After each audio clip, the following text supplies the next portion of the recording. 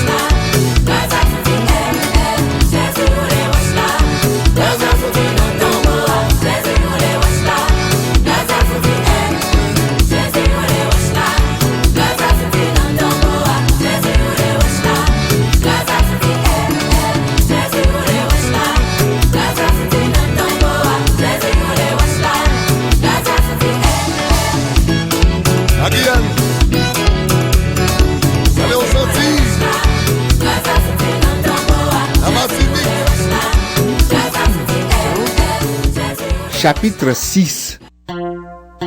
Après cela, Jésus s'en va de l'autre côté du lac de Galilée, qu'on appelle aussi lac de Tibériade. Une grande foule le suit.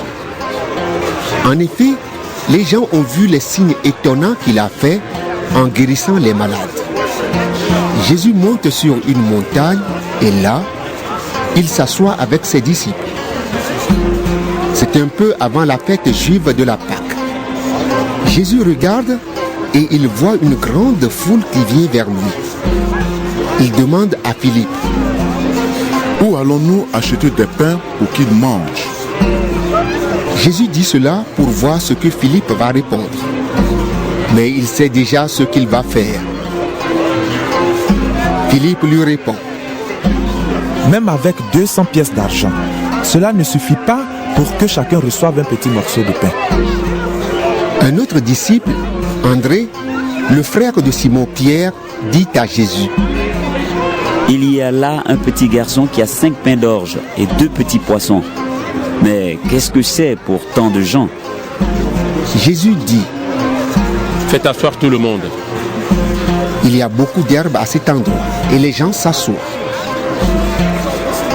Ils sont à peu près 5000. Alors, Jésus prend les pains, il remercie Dieu et il les distribue aux gens qui sont là.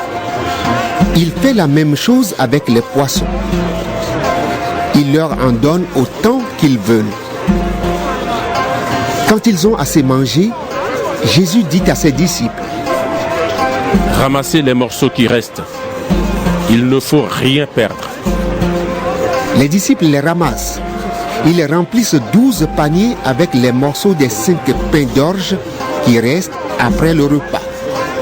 En voyant le signe étonnant que Jésus vient de faire, les gens disent: c'est vraiment lui le prophète, celui qui devait venir dans le monde.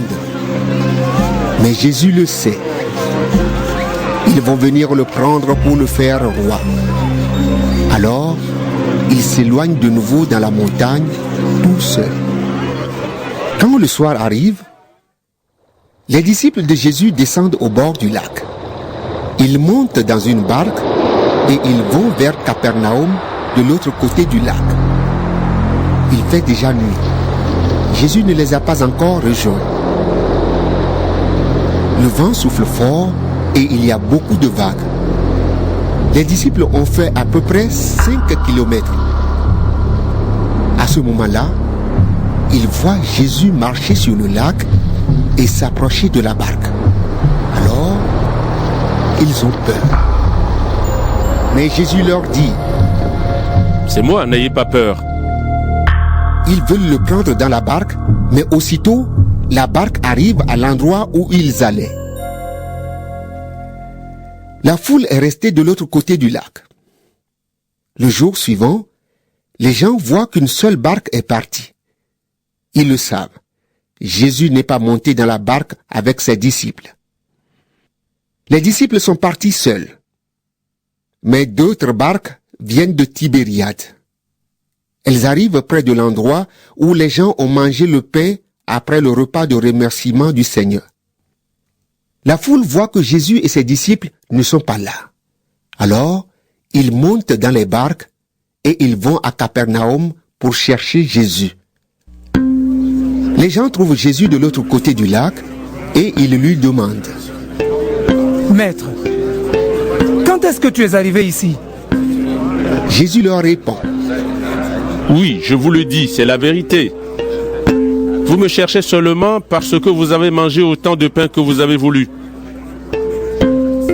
Mais vous ne me cherchez pas parce que vous avez vu des signes étonnants.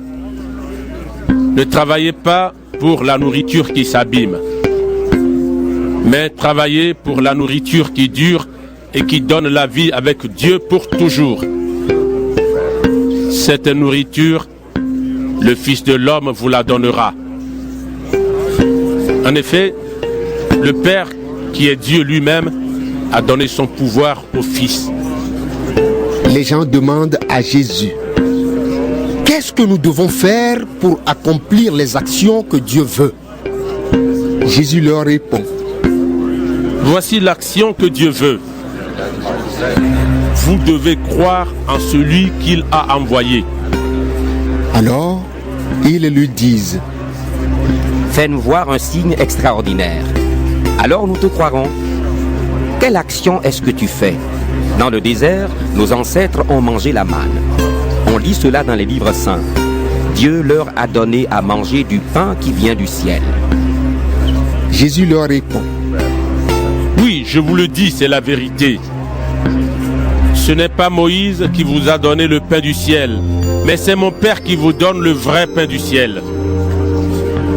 Oui, le pain de Dieu, c'est celui qui descend du ciel et qui donne la vie au monde. Alors les gens disent à Jésus, Seigneur, donne-nous toujours ce pain-là. Jésus leur répond. Le pain qui donne la vie, c'est moi. Si quelqu'un vient à moi, il n'aura jamais faim. S'il croit en moi, il n'aura jamais soif. Mais je vous l'ai dit, vous m'avez vu, et pourtant vous ne croyez pas. Tout ce que le Père me donne viendront à moi. Et celui qui vient à moi, je ne le mettrai pas dehors. Oui, je suis descendu du ciel pour faire la volonté de celui qui m'a envoyé. Je ne suis pas venu pour faire ce que je veux. Voici la volonté de celui qui m'a envoyé. Je ne dois perdre aucun de ceux qu'il m'a donnés, mais je dois les relever de la mort le dernier jour. Voici la volonté de mon Père. Tous ceux qui voient le Fils et qui croient en lui vivront avec Dieu pour toujours. Et moi, le dernier jour, je les relèverai de la mort. Les Juifs sont en colère à cause de Jésus parce qu'il a dit. Le pain qui descend du ciel, c'est moi. Et ils disent. Cet homme-là, c'est Jésus, le fils de Joseph. Nous connaissons son père et sa mère. Comment est-ce qu'il peut dire maintenant, je suis descendu du ciel? Jésus leur répond. Ne vous mettez plus en colère. Le Père, c'est celui qui m'a envoyé. Personne ne peut venir à moi sauf si le Père l'attire. Et moi, le dernier jour, je le relèverai de la mort. Voici ce que les prophètes ont écrit. Dieu enseignera tous les êtres humains. Tous ceux qui écoutent le Père et qui reçoivent son enseignement, tous ceux-là viennent à moi. Personne n'a vu le Père, sauf celui qui vient de Dieu. Lui, il a vu le Père. Oui, je vous le dis, c'est la vérité. Si quelqu'un croit, il vit avec Dieu pour toujours. Le pain qui donne la vie, c'est moi. Dans le désert, vos ancêtres ont mangé la manne et ils sont morts. Mais si quelqu'un mange le pain descendu du ciel, il ne mourra pas. Le pain vivant qui est descendu du ciel, c'est moi. Celui qui mange de ce pain vivra pour toujours. Et le pain que je donnerai, c'est mon corps. Je le donne pour la vie du monde. Alors les Juifs se disputent. Ils disent. Comment cet homme peut-il nous donner son corps à manger? Jésus leur dit. Oui, je vous le dis, c'est la vérité. Si vous ne mangez pas le corps du Fils de l'homme, et si vous ne buvez pas son sang, vous n'aurez pas la vie en vous. Si quelqu'un mange